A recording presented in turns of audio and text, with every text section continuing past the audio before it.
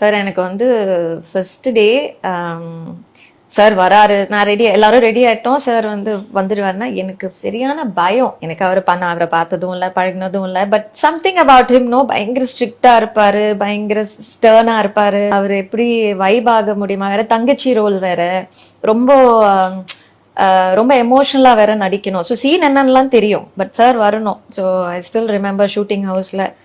அப்புறம் வந்து சார் வந்தாரு. ஸோ நான் வந்து ஒரு இடத்துல உட்காந்துருந்தேன், இன்னும் ஞாபகம் இருக்கு. ஒரு இடத்துல உட்காந்துருந்தேன். ஆப்வியஸ்லி சார் வரும்போது everybody will get up. You won't believe I forgot to sit down. I'm just standing like that because I'm like, should I sit down? நான் உட்காரணுமா வேணாமா, இவர் ஏதாவது சொல்லுவாரா திட்டுவாரா அப்படின்னு. But he was such a nice man, seriously. He said, ஏன் நின்னுட்டு இருக்க, உட்காரு.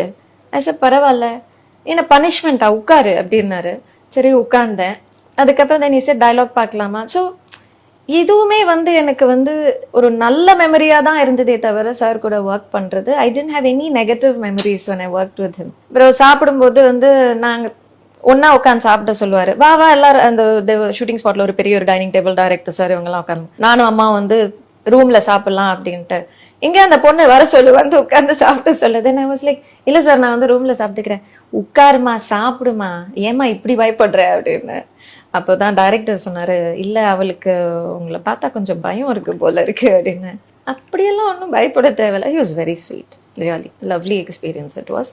ஏன்னா சம்டைம்ஸ் நம்ம ஒர்க் பண்ணும்போது அந்த அண்ணனா, ஐ மீன் தங்கச்சியா ஒர்க் பண்ணும்போது சிலவங்க கூட ஒரு அந்த நிஜமான ஒரு தங்கச்சி வைபே வந்துடும். அந்த vibe I had with sir.